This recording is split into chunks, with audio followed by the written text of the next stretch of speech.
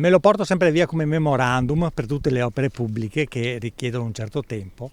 Nell'agosto del 2009, precisamente il 10 agosto del 2009, io indirizzavo una missiva all'allora sindaco di Vicenza Achille Variati, ero sindaco da pochissimi mesi, per studiare un percorso di ciclabilità tra Creazzo e Vicenza.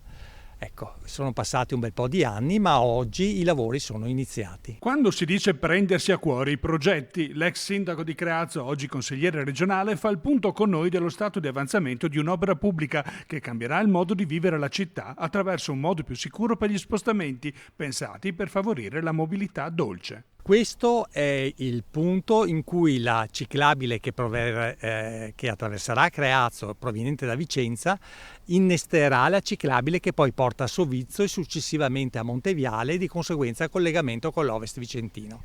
È un sito anche suggestivo dal punto di vista ambientale, per cui diciamo si coglie l'utile e il dilettevole. Allora, questo tratto di ciclabile che su via Torino verrà eliminato perché il percorso verrà portato appunto nella parte centrale di via Torino per evitare l'intersezione dei numerosi passi carrai con la ciclabile che creano, come abbiamo già visto in passato, non pochi problemi. Adesso siamo in via Cadorna, come si vede qui i lavori sono già iniziati.